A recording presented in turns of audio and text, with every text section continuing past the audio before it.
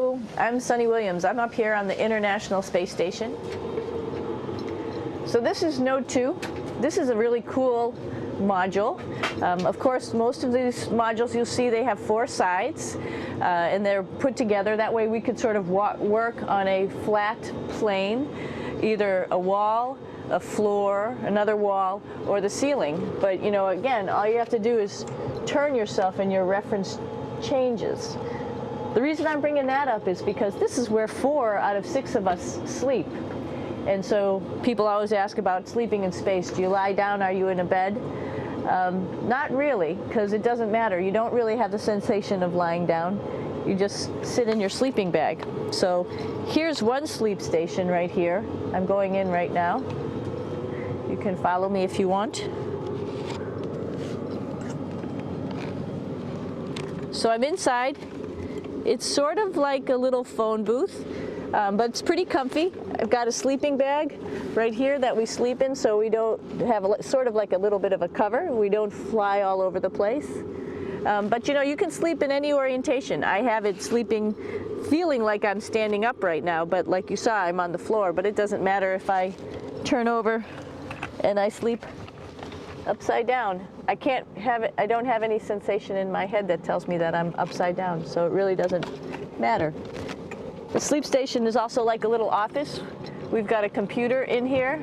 As you can see, we've got a couple little toys. I've got some books. I've got some clothes and other things that make it sort of like home. I'm coming out.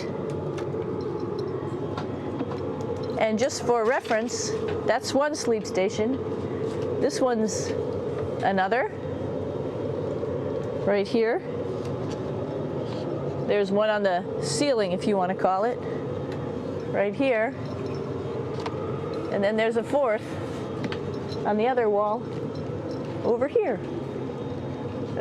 So all of us sleep in a little bit of a circle. All right, come on back. There's more to show you.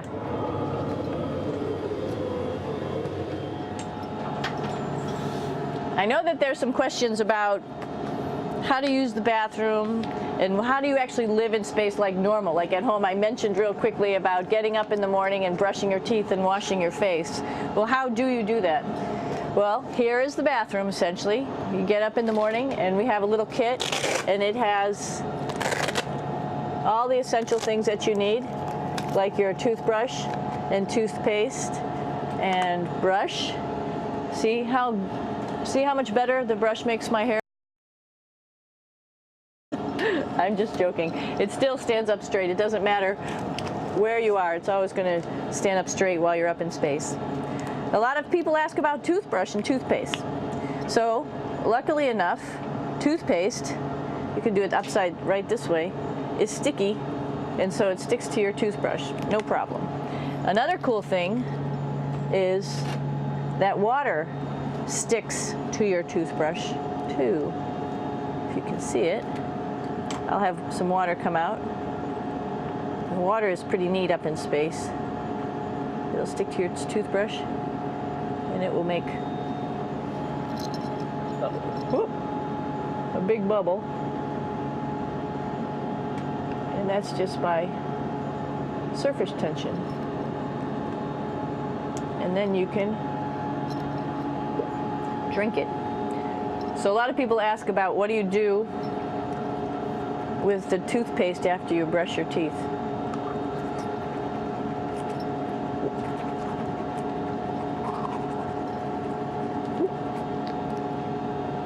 Two options. Swallow it, and it's sort of like mouthwash, but it tastes a little gross. Or you can just spit it out in a paper towel, and then you don't have to worry about it. Swallowing thing I wouldn't recommend at home. I'm only up here for 4 months, so it's not that bad. One of the most pressing questions about living in space, of course, is the bathroom. So let's take a look at that little piece of work. Come on in.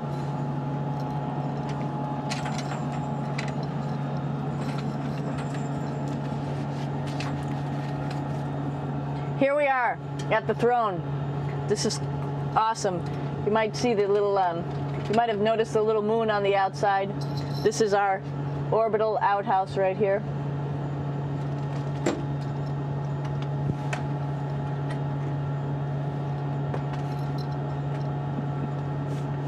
And of course, it serves for two functions.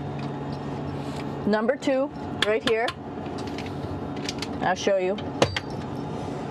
But you see it's pretty small, so you have to have pretty good aim, and you be ready to make sure things get let go the right direction. And it smells a little bit, so I'm closing it up. And that's of course for number two. And this guy right here is for number one. So they're sort of two slightly separate functions, but you can do a little, essentially both, by hanging on right here and doing number one and number two. I might add it's color coded so you really don't get it mixed up, which is nice. This is yellows for number one. And also there's a selection of paper. People always ask about toilet paper. What do you do with toilet paper? What kind of toilet paper do you have? We have gloves just because sometimes it does get messy. We have some Russian wipes, which are a little bit coarse if you like the coarse type of toilet paper. We have some nice tissues, which are nice and soft if you like soft toilet paper. We have Huggies, just for any cleanup. You know, we were all babies once, and this sort of helps. And then if things get really out of control, we have disinfectant wipes, just to make sure we clean up here. Because, you know, just like the water I showed you, the number one stuff can sort of go all over the place if you don't aim correctly. And did I mention both of these have a little bit of suction, so they should keep things going in the right direction. But like I said, sometimes things get a little out of control if you are out of control yourself flying around. So we have lots of protective stuff. And of course, you do have your privacy. There's a little door, so other people know that you're in there. Here's a pretty cool place. This is sort of like in your house where everybody meets in the morning. After you wash your face, brush your teeth, you want to find something for breakfast. And this is our kitchen. You might notice there's all sorts of foods here. It's like opening the refrigerator. You got all your different stuff that you want to have: drinks, meats, eggs, vegetables, cereals, bread, snacks. And that's a good place. That's where you find all the candy. Side dishes, and then some little power bars just in case. So we have all this type of food. Some of it is dehydrated, and so we have to hydrate it, fill it up with water. Some of it is already made, and then all we have to do is heat it up. So something like this, I'm pulling out barbecued beef brisket. Pretty yummy. Not only is this food made in the US, but we also have food here from Japan. We've got Russian food. As you can see, all these red containers are filled with food that's from Russia. And then we get some of our specialty stuff, some things that we like, some of our favorite stuff that your family can send up. In fact, I like fluffernutters, and so I got sent up some fluff so I could make my fluffernutter with peanut butter. So you have a lot of food up here, no problems. Now, I want to say where we are. So right now, we're in the Japanese laboratory. It's one laboratory out of many here on the International Space Station. It's actually on the left-hand side. If I was International Space Station and I was flying through space like this, my left hand would be where the Japanese laboratory is.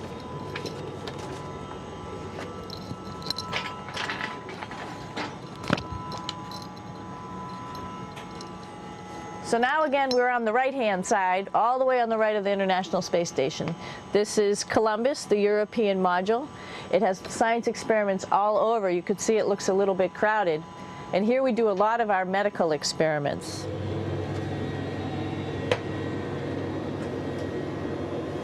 Here we are in the U.S. laboratory.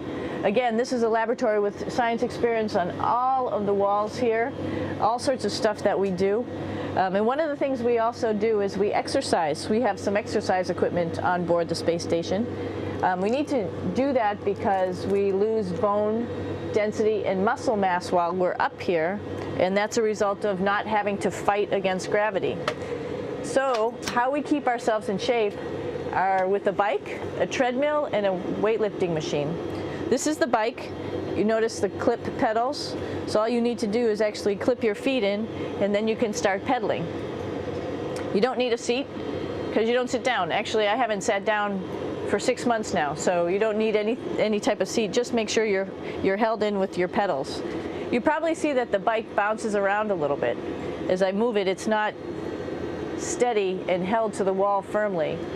And the reason for that is the space station is pretty big. You saw that there's also solar arrays on the space station. If we start putting any forces into the space station, it's going to make those solar arrays bounce around a little bit. So to prevent that, the machines bounce around a little bit, move around a little bit, and that way we don't put any forces onto the structure of the spacecraft out to the solar arrays. All right, a little farther on. Come on.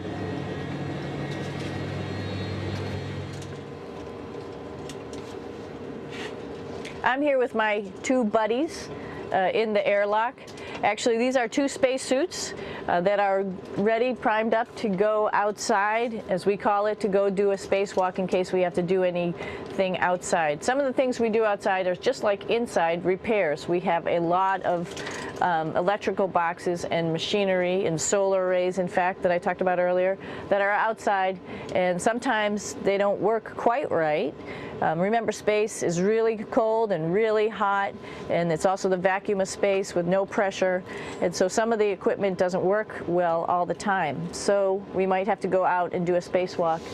Right behind me is actually the hatch that you go out into space, and right now we have it filled up with a couple other spacesuits because we've got 4 of them up here and some of our tools. But right behind here is the hatch in which you actually go right outside into the vacuum of space. The spacesuit is pretty big, as you can see. It's like being a football player. Part of the reason it's so big and bulky is because of this backside, this backpack. It's like going on a hike with a backpack, but the backpack and the suit weighs about 300 pounds. Luckily in space, nothing really weighs anything, so you don't feel that it's so heavy. But we need to have such a big suit because that guy back there is essentially the heart of the spacecraft. I call this actually a spacecraft. It has all the oxygen for you. It has all the carbon dioxide removal system for you. It also has a heating and cooling system to make sure to regulate our body temperatures while we're outside. It also has a computer, so it tells you on a display here if there's anything that's going wrong with the suit, if we're running out of oxygen, if we have too much carbon dioxide, or any type of electrical problem. So it's a pretty awesome little spacecraft, and actually got to go out, use my little spacecraft a couple times, and it worked like a charm. Lucky that it works very nice. You might want to see what the helmet looks like. It's pretty cool too. We don't usually go out like this, so you usually can see when the helmet's open. So you can see what it looks like inside. Somebody's little head would be inside of here. So you can see, you can turn your head all the way around while you're inside of there, but the helmet stays still. So that's determines how far you could see. And it's usually pretty sunny out there, so we have to wear our sunglasses, and this is our sunglasses right here, which make you look pretty cool.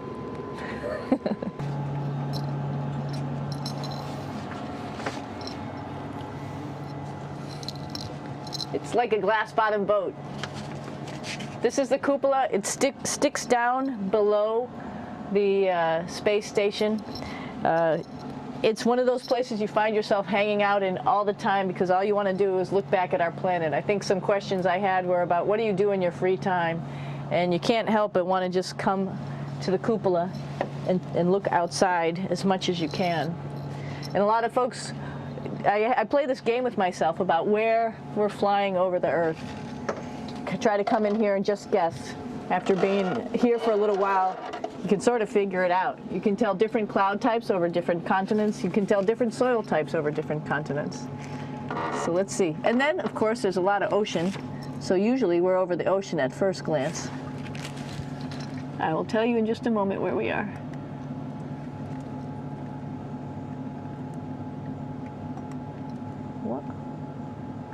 There we go. So right now we are right over Africa. It's a little bit cloudy, as you can tell, but we're right over the continent of Africa. Hey, what's that? I think that's a Soyuz spacecraft. That's the spacecraft that's taken us home to planet Earth today. Oh my gosh. We might have to go take a look at that. That's pretty cool. It's a little bit smaller than the rest of the spacecraft, the space station, so you'll see if we go there, it'll be a little bit more crammed. But we're going, you can look all the way back to the back of the spacecraft, which is where the Russian segment is, and then you could look all the way forward to the front of the spacecraft, where the Japanese laboratory, the European laboratory, and the American laboratory are, and then back to the solar arrays where we started in this morning when we were looking out the Japanese window.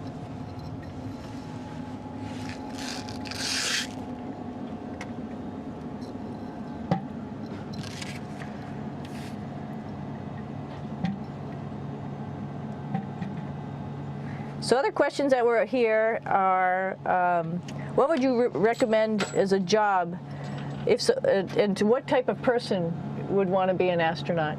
I think people who would like to explore, of course people who like math and science, that's what this is all about.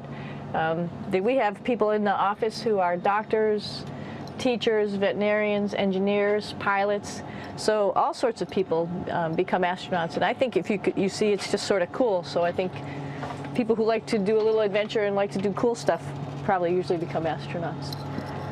Hey, one thing I didn't show you, or I talked about but I didn't show you, was the exercise, another piece of exercise device, which is the advanced resistive exercise, and that's what this is right here. This is ARED, and you could probably see this bar.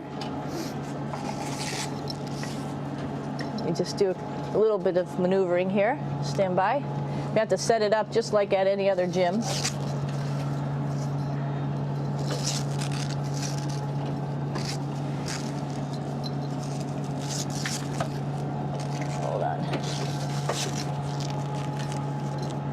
Show you how this works.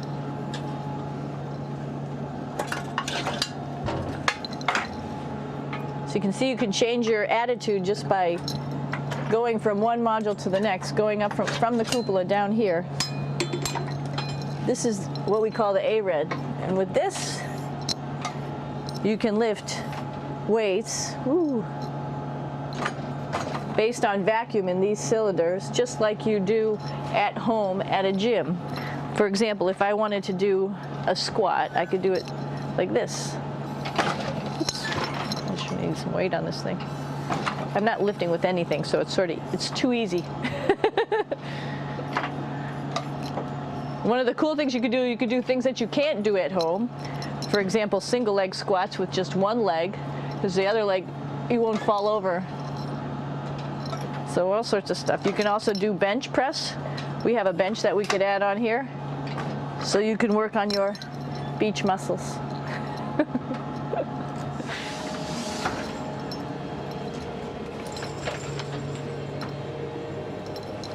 Hey, Aki, what are you doing down there? Crashing things. This is one of the cool things about space, too. It sort of looks like there's a big old hole here, but you don't even think twice about it. You can just jump over the hole, or if you want, you can go jump into the hole. I'm coming down.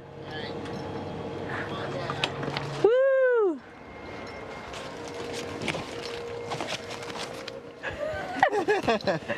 Then you can come right back up again, like Superman.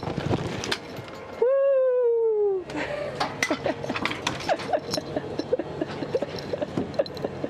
We're lucky we have a really cool big space station that you can fly around in. That's actually called the PMM. You might have saw it out the window. It's a big silver canister. What's really great about that is it's essentially our closet in our pantry, or whatever you want to call it. We have extra food down there, we have extra clothes, we actually throw the trash out down there. So it's nice and organized, and we have all of our stuff that we need while we're working in all these other modules all stowed in this location down here. And it's a lot of fun to play in. So we're going into the Russian segment. Be ready. You don't need a passport either.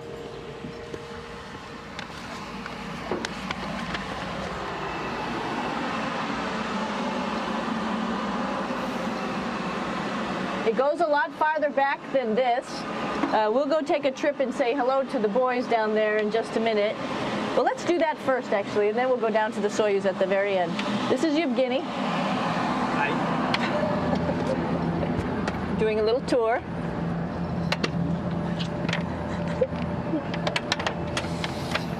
This is the FGB, and what's cool about this module, it is actually the very first piece of the space station that came up in 1998.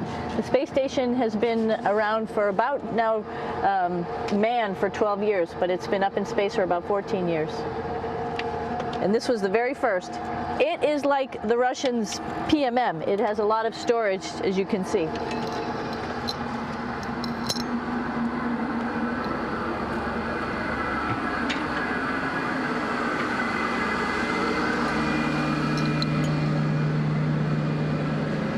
Можно? Снимаем. Чуть-чуть. So here we are in the heart of the space station, really. This is the service module. This is the central post. In case we had any problems, I know a couple of the questions were about what type of things do you have to worry about. And some of the things we have to worry about in space are fire. If we had a fire, if we had a depressurization, like we were hit by a micrometeorite and it made a hole, or if we had some type of toxic atmosphere. We use ammonia for our radiator, so there is a possibility that ammonia could come into the vehicle, and then it would be bad for all of us. If we have any of those problems, we come right here, which we call the central post. It is the main heart of the space station. It was also the first computers that came up here that ran the space station, and so behind this wall right here are these main computers. So we gather here as a group of 3 or 6 and then figure out how we're going to either fight the fire, patch the hole, or solve the toxic spill. And what's cool about this module, of course, it's the central post. It also has great windows right down toward Earth. It has controls to fly in visiting spacecraft if they need some assistance right here. It has Russian computers as well as American computers to help us control anything we need to on the space station. It's a couple of our crewmates back there, Oleg Novinsky on the right and Yuri Malenchenko on the left. And there's also a second bathroom here, which is really cool because 6 of us going to one bathroom is really tough. And so there's one bathroom here and one bathroom on the other side where I showed you. And you can probably see on the wall behind Oleg and Yuri some of the heroes of the space program. Korolev, Sergei Korolev, who was a chief designer of putting men into space, and of course on the right-hand side, Yuri Gagarin, the first man to go into space. So just reminds us of our roots. Yuri, what are you doing? Что делать? Coffee. Making coffee. Yeah. Oh, black coffee. Yeah. Looks good. Okay. Спасибо. We're going to check out our Soyuz real quick. Make sure it's ready to go. All right, back to the Soyuz.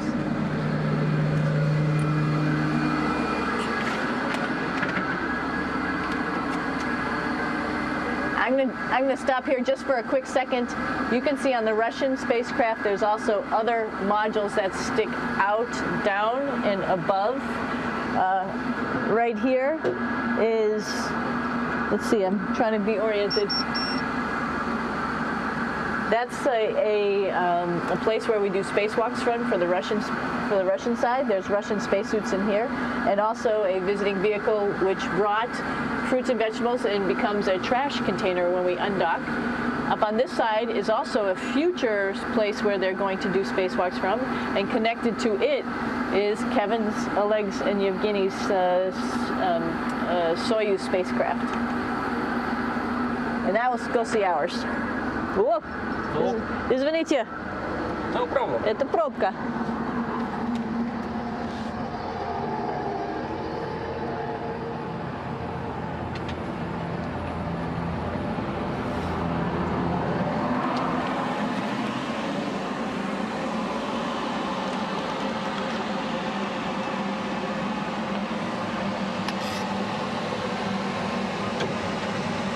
Coming down.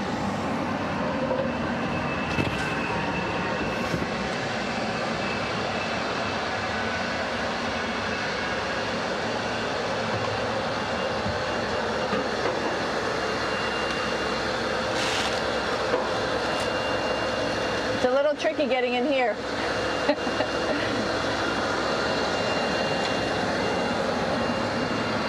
This is the docking probe right here, this big thing.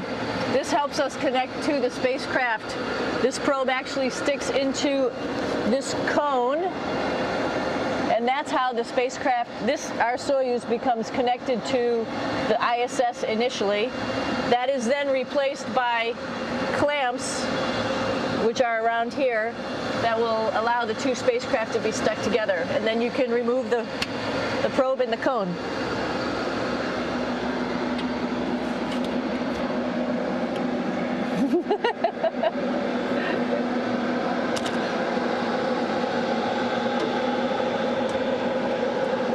You okay? All right, so here we are in the Soyuz. This is what we call the BEO, the living compartment, Bytovoy Otsek in Russian. It also has a little bathroom. It's not as good as the other bathrooms, so we try not to use it too much. It has drinking water in it if we need something to drink. And then, of course, it's filled up with a lot of cargo for us. Bringing up and also bringing back down. It has a second purpose when it comes back to Earth. It serves as a garbage container. During the descent, we'll get rid of this area right here, and everything that's in it will just burn up as it's coming into the atmosphere, so that way we can get rid of a little bit of trash. But the main area where we were on launch and where we are going to be on descent is down here, because we're not part of the trash. So we're in a safe place. So we're in the descent module, SA. It's a little small, but you can get in.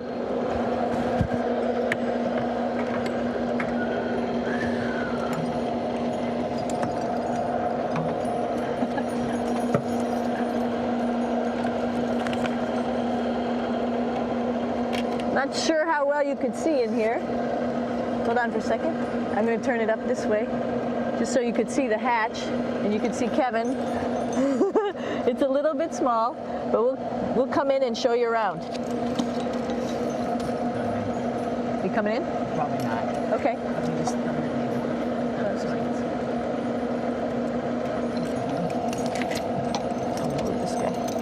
Got to move a couple things. We were just starting to get ready. We're preparing a couple days ago for our ride home. It's a little bit squishy, but everybody asks, how do you sit in the Soyuz? And you sort of sit in your seat like this.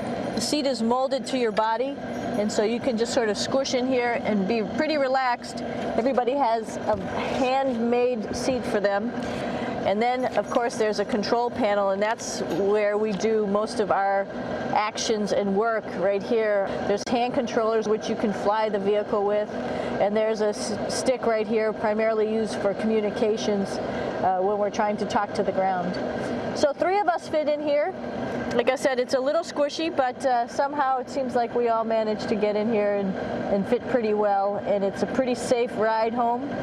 You're probably wondering, what's all this junk behind us? Well, it's all of our parachute, first of all, and then it's all of our survival gear, just in case we end up landing in some strange place on the planet and nobody's there to rescue us right away. We have all sorts of survival gear with us, keeping us safe in here. So they've pretty much thought of everything. And we'll be home on the planet within the next 12 hours. Pretty shocking.